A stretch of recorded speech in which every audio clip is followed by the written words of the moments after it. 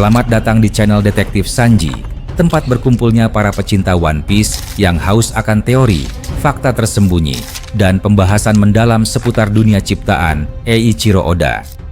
Di sini, kami tidak hanya mengikuti alur cerita, tapi juga menganalisis setiap petunjuk, menghubungkan fakta-fakta kecil yang sering terlewat, dan mencoba memecahkan misteri besar seperti siapa Joy Boy sebenarnya, apa tujuan sejati pemerintah dunia, hingga sejarah abad kekosongan yang selama ini ditutupi. Setiap video di channel ini disusun dengan riset yang mendalam, sudut pandang kritis, dan tentunya semangat nakama sejati.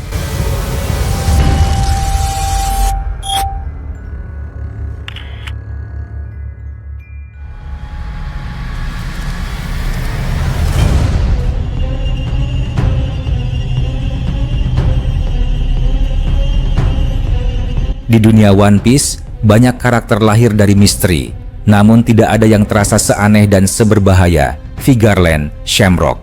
Sosok ini muncul seakan dari bayangan, dengan aura yang tidak bisa diabaikan, membawa pertanyaan besar tentang siapa dirinya sebenarnya, dan apa tujuan yang disembunyikan.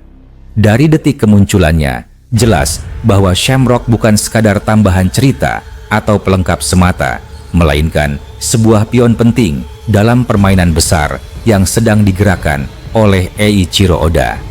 Tidak ada yang sederhana dalam kehadirannya. Setiap detail yang terungkap tentangnya mengundang rasa tegang, penuh kecurigaan, dan sekaligus harapan bahwa ia bisa mengubah jalannya sejarah di dunia One Piece. Shamrock disebut-sebut sebagai komandan ksatria suci saat ini, sebuah posisi yang menunjukkan betapa penting kedudukannya di struktur kekuasaan dunia pemerintah. Namun, garis darahnya membuat posisinya semakin kompleks. Ia adalah putra Vigarland Garling, salah satu tokoh Tenryubito yang paling kejam, dan seorang perempuan berambut merah dari God Valley. Fakta ini saja sudah cukup untuk memunculkan lapisan konflik dalam dirinya. Ditambah lagi dengan statusnya sebagai kakak kandung dari Shanks, karakter yang selama ini dipandang misterius namun penuh karisma. Kehadiran Shamrock semakin terasa monumental. Tidak hanya sekadar hubungan keluarga, melainkan simbol dari dua sisi koin. Satu berada di puncak kejayaan bajak laut, satunya lagi tenggelam dalam dunia kelam ksatria suci. Namun, apakah Shamrock benar-benar mewarisi sifat kejam sang ayah, atau justru menempuh jalan berbeda? Pertanyaan itu menghantui sejak awal. Dialog dan tindakannya menunjukkan sisi yang jauh lebih lembut dibandingkan para ksatria suci lain. Ia tidak selalu haus darah, tidak selalu ingin menumpahkan kekejaman demi membuktikan kuasa. Ia pernah menawarkan pengampunan pada serigala Loki, bahkan berusaha merekrut Loki tanpa menggunakan kekerasan mematikan. Ada kesan bahwa Shamrock menyimpan keraguan terhadap jalannya sendiri, seolah-olah ada sesuatu yang mendorongnya untuk tetap menjaga sisa kemanusiaan di balik nama besar keluarganya. Detail kecil seperti itu membuatnya tampak bukan sekadar klon jahat dari Shanks. Pedang miliknya menambah misteri. Senjata itu tidak hanya tajam dan kuat, tetapi memiliki kemampuan luar biasa. Berubah menjadi Cerberus, makhluk mitologi Yunani yang dikenal sebagai penjaga dunia bawah. Detail ini seakan menjadi kunci simbolis bagi asal-usulnya. Cerberus melambangkan garis darah yang terhubung dengan kegelapan, rahasia yang disembunyikan, dan peran Shamrock dalam menjaga sesuatu yang jauh lebih besar dari sekadar status komandan ksatria suci. Pedang itu seperti bayangan dari dunia bawah yang selalu menempel pada langkahnya, mengingatkan bahwa setiap gerakan Shamrock selalu terkait dengan rahasia kelam sejarah. Hubungan Shamrock dengan Gorosei juga memperlihatkan lapisan konflik lain. Dalam bab 907, disebutkan bahwa Gorosei merasa terganggu, bingung, bahkan kesal ketika Shamrock meminta bertemu dengan mereka di Reverie. Mengapa? Apa yang membuat mereka begitu resah dengan kehadirannya? Ada kemungkinan besar jawabannya terletak pada garis darah Shamrock, pada fakta bahwa ia mungkin mewarisi darah klan D, baik dari sisi klan Davy maupun mungkin dari klan Claw. Nama Shamrock sendiri, yang berarti jenis clover, memperkuat kemungkinan bahwa ia terkait dengan Clover dari O'Hara. Jika benar, maka Shamrock bukan hanya sekadar keturunan Tenryubito, tetapi juga pewaris darah yang dibenci dengan penuh kebencian oleh para naga langit. Koneksi antara God Valley, O'Hara, dan bahkan asal-usul keluarga Teach menambah lapisan misteri yang luar biasa rumit. Jika Shamrock memang berasal dari garis yang sama dengan Clover, maka hal itu bisa menjelaskan banyak hal. Mengapa ia tampak berbeda dari para Tenryubito lain? Mengapa ia menyimpan sisi damai yang tidak dimiliki oleh para ksatria suci lain? Dan mengapa ia seakan selalu berada di persimpangan jalan? Tidak hanya itu, kemungkinan bahwa Shamrock pernah dibesarkan di O'Hara sebelum dibawa kembali ke Holy Land pasca Buster Call membuat kisahnya semakin tragis dan dramatis. Bayangkan, seorang anak yang tumbuh di tengah pengetahuan, lalu diambil paksa ke dunia penuh kebohongan dan kejamnya kekuasaan. Di satu sisi, Shamrock adalah simbol warisan Garling, kejam, manipulatif, siap menundukkan dunia demi kepentingan Tenryubito. Namun di sisi lain, ia membawa warisan lain yang bertolak belakang, warisan pengetahuan, kebebasan, dan semangat klan D. Konflik batin inilah yang membuatnya begitu berbahaya sekaligus menjanjikan. Jika ia memutuskan untuk benar-benar menjadi agen ganda, berpura-pura setia pada ksatria suci sambil memberikan informasi penting kepada Dragon atau Shanks, maka keseimbangan kekuatan dunia bisa berubah drastis.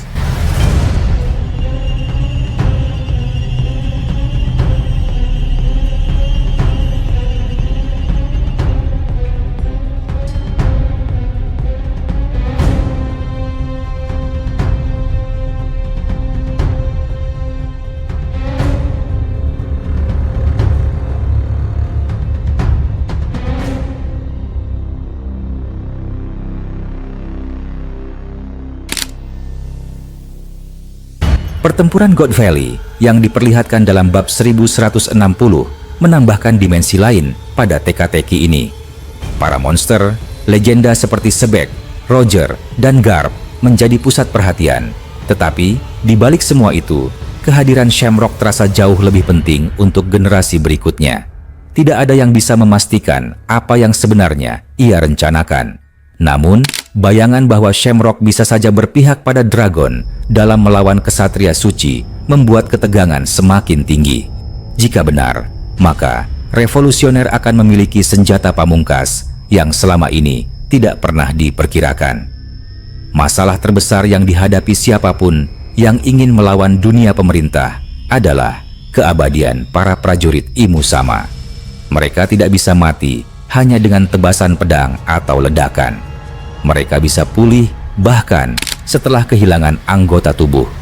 Hanya Haki Raja yang bisa menghentikan regenerasi mereka untuk sementara. Tetapi itu pun bukan solusi permanen. Bajak laut topi jerami hanya memiliki segelintir anggota yang mampu menguasai kekuatan itu. Bagaimana mereka bisa menghadapi pasukan abadi dengan kekuatan buah iblis yang luar biasa? Disinilah Shamrock mungkin memainkan peran paling penting. Sebagai bagian dari ksatria suci, ia mungkin mengetahui rahasia bagaimana cara benar-benar mengalahkan mereka. Rahasia yang hanya bisa ditemukan dari dalam. Jika ia memutuskan untuk membelot, informasi itu bisa menjadi kunci kemenangan. Bayangkan, saat-saat ketika Shamrock berdiri di medan perang, awalnya tampak sebagai musuh, namun pada detik menentukan, ia berbalik dan memberikan jalan keluar bagi pihak yang benar-benar ia dukung. Pengkhianatan semacam itu akan menjadi salah satu momen paling mengejutkan dalam sejarah One Piece. Kehadirannya juga memberi ruang bagi Oda untuk melakukan permainan klasiknya.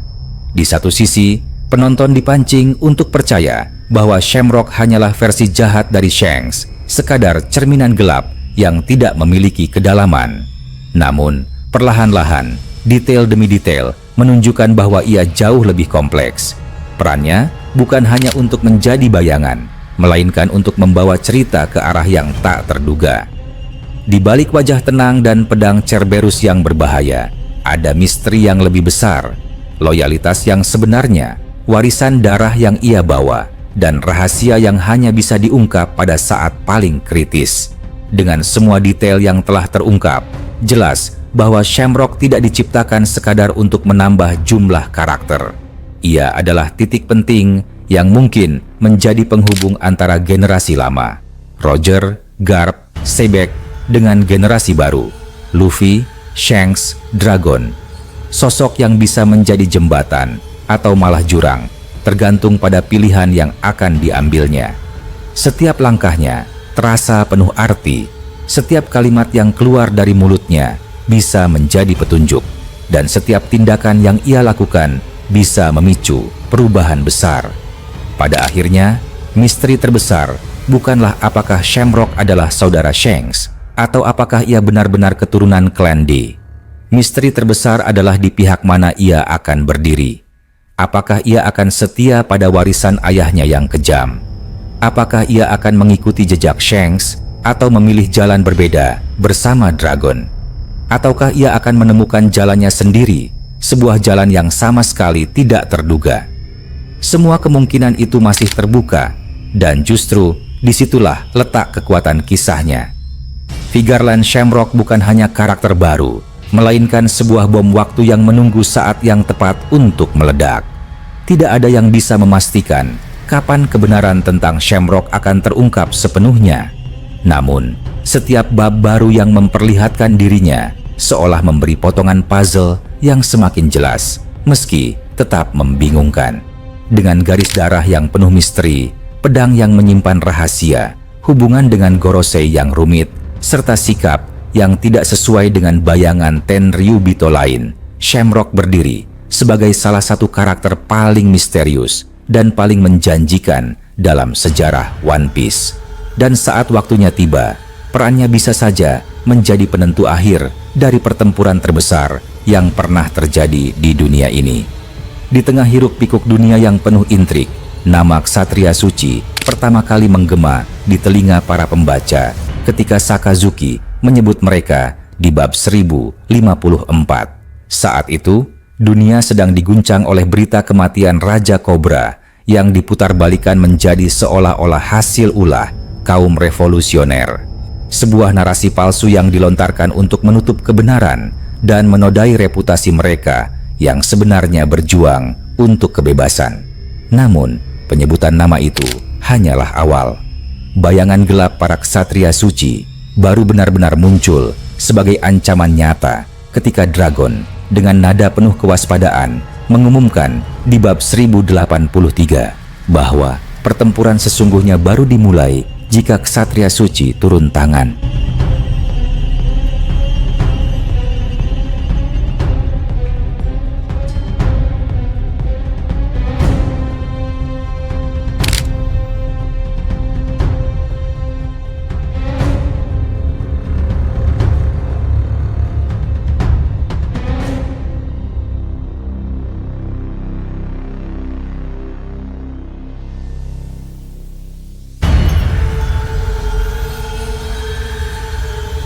Kalimat itu menyiratkan ketegangan yang jauh lebih besar dari apapun yang pernah terjadi sebelumnya, dan mengingat kebencian Dragon terhadap kaum naga langit. Masuk akal bila kekhawatiran terbesarnya tertuju pada para pejuang elit yang menjaga mereka. Dragon tahu kekuatan mereka. Pengalaman pahit dan luka masa lalu telah memberinya pandangan langsung terhadap kebrutalan para ksatria suci. Namun, seiring waktu, rahasia yang terungkap menunjukkan alasan yang jauh lebih mendalam mengapa Dragon meninggalkan angkatan laut. Semua bermuara pada tragedi God Valley, sebuah titik balik sejarah yang mengguncang tatanan dunia. Di sana, kebenaran pahit menyingkap bahwa musuh sejati Dragon bukan hanya pemerintah dunia secara abstrak, melainkan kesatria suci itu sendiri. Garling, dengan tindakannya yang penuh kekejaman, menghancurkan keyakinan Dragon terhadap keadilan. Kepercayaan yang semula teguh runtuh menjadi abu, dan dari abu itulah lahir seorang revolusioner terbesar dalam sejarah, sosok yang kelak menjadi ancaman paling ditakuti pemerintah dunia. Ironi besar yang tak bisa terbantahkan. Dari tindakan Garling, lahirlah mimpi buruk terbesar bagi sistem yang coba ia lindungi. Namun, kisah itu tidak berhenti. Pada akhir bab 1160, sebuah pemandangan mengguncang dunia penggemar. Dragon terlihat menyelamatkan dua anak kecil dari api peperangan, Shanks dan Shamrock. Shanks kemudian bergabung dengan kru Roger, menjadi salah satu bajak laut paling berpengaruh sepanjang sejarah. Tetapi Shamrock masih diliputi kabut misteri. Tidak ada kepastian kemana arah hidupnya. Tidak ada jawaban jelas mengenai nasib yang menantinya setelah tragedi tersebut. Justru, misteri itu yang memicu berbagai kemungkinan gila yang bisa mengubah arah cerita. Bagaimana jika Shamrock sebenarnya tidak pernah benar-benar hilang dari sisi Dragon? Bagaimana bila sejak awal Dragon menjaga, mengawasi, bahkan mendidiknya dalam diam? Bagaimana bila rahasia tentang kematian ibunya telah diceritakan kepadanya langsung oleh Dragon demi menanamkan bara api kebencian terhadap sistem yang menindas? Pertanyaan-pertanyaan itu membuka ruang teori yang menegangkan. Shamrock bisa saja adalah mata-mata rahasia di dalam kesatria suci, seorang pengkhianat yang menyusup lebih dalam dibanding siapapun. Banyak penggemar berspekulasi bahwa Gunko, sosok yang berpakaian mirip kaum revolusioner, adalah agen ganda. Namun bayangkan, bila semua itu hanyalah jebakan naratif, sebuah umpan yang sengaja diletakkan oleh Oda agar fokus berpaling ke arah yang salah, sementara kartu sesungguhnya tersimpan di tangan Shamrock. Jika benar, maka dunia akan dikejutkan dengan sebuah pengkhianatan besar ketika Shamrock menancapkan belati ke jantung ayah kandungnya sendiri, Garling, demi kesetiaan kepada Dragon. Momen semacam itu akan memecah fondasi pemerintah dunia. Seorang putra yang berbalik melawan ayahnya, menghancurkan ikatan darah demi menegakkan keadilan. Bahkan, ada kemungkinan Shamrock tidak sekadar menjadi pengkhianat biasa. Disebut-sebut ia menyimpan rahasia tentang keabadian para ksatria suci, sesuatu yang bisa menjelaskan mengapa kelompok itu begitu sulit dihancurkan.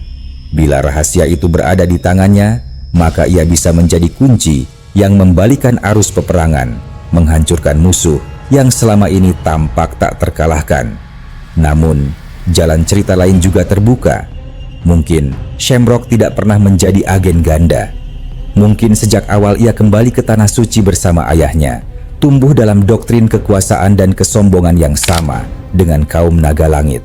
Mungkin ia mewarisi sifat congkak seperti Doflamingo, terbuai oleh kekuatan dan status hingga hatinya membatu.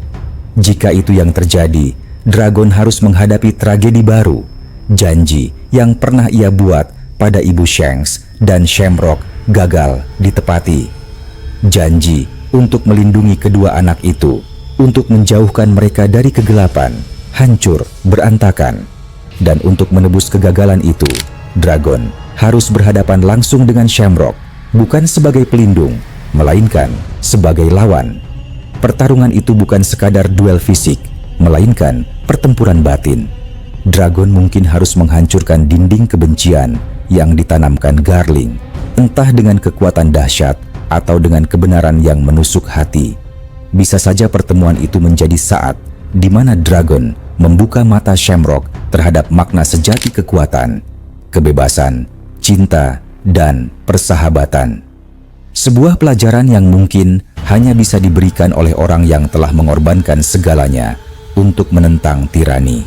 Semua ini terjadi di tengah perang besar yang kian mendekat. Perang terakhir tidak akan menjadi panggung Luffy seorang diri. Tidak mungkin satu orang, bahkan sang calon raja bajak laut, mampu menghadapi Akainu, Blackbeard, Imusama, Garling, dan ksatria suci sekaligus. Dunia akan terbagi ke dalam faksi-faksi yang saling bertabrakan. Cross Guild dengan ambisinya, revolusioner dengan tekadnya, Shanks dengan pengaruhnya, dan mungkin Shamrock dengan pilihannya.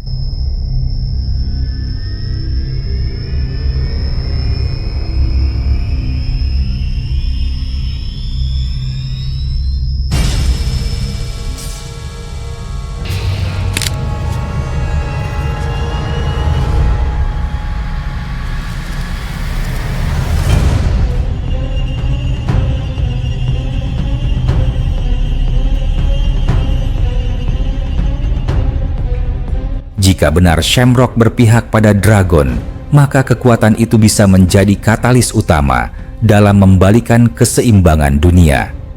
Bayangkan sebuah momen ketika Garling berdiri dengan penuh keyakinan bahwa ia masih memegang kendali atas anaknya. Namun, di saat terakhir, Shamrock mengangkat pedang bukan untuk membunuh Dragon, melainkan untuk menusukkan pengkhianatan ke hati ayah kandungnya. Sebuah adegan yang akan mengguncang dunia, mengukir sejarah, dan menghancurkan pemerintah dunia dari dalam. Lebih jauh lagi, jika benar Shamrock setara dengan Garling atau Shanks dalam kekuatan, maka pertempuran yang dihasilkan akan menjadi salah satu yang paling monumental dalam sejarah.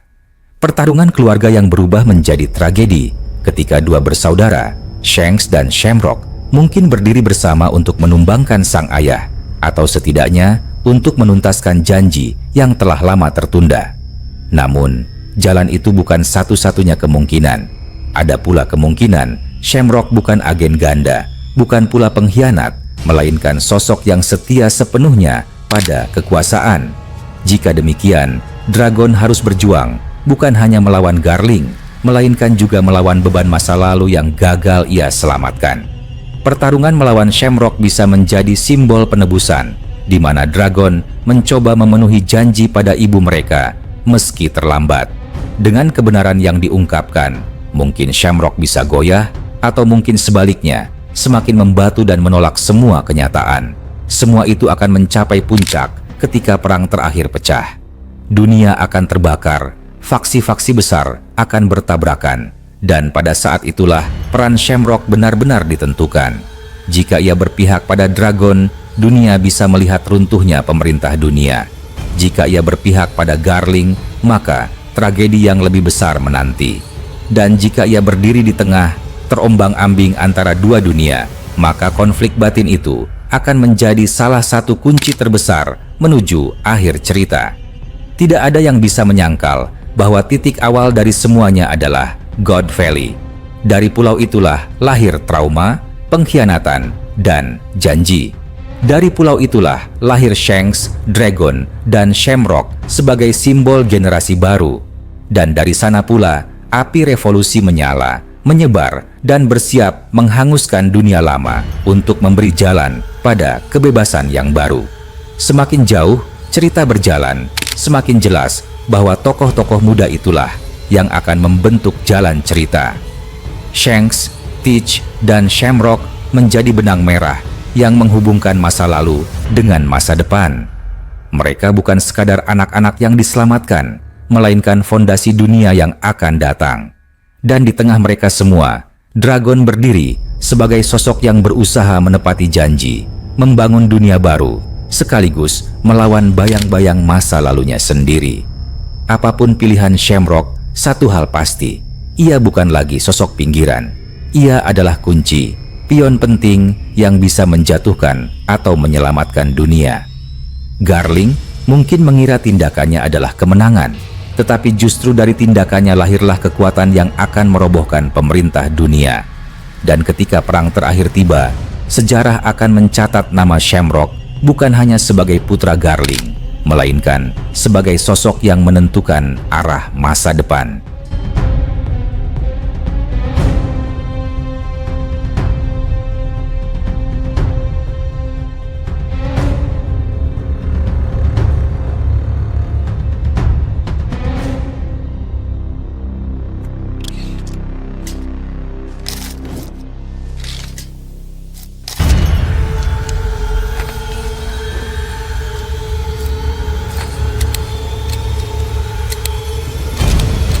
Terima kasih sudah menyaksikan video ini sampai selesai. Kalau kalian menikmati konten ini, jangan lupa klik tombol like, tinggalkan komentar di bawah, karena semua teori dari kalian juga sangat berarti dan bisa jadi bahan diskusi di video berikutnya. Dan tentu saja, klik subscribe serta aktifkan lonceng notifikasi supaya kalian tidak ketinggalan update terbaru dari kami. Sampai jumpa di video selanjutnya.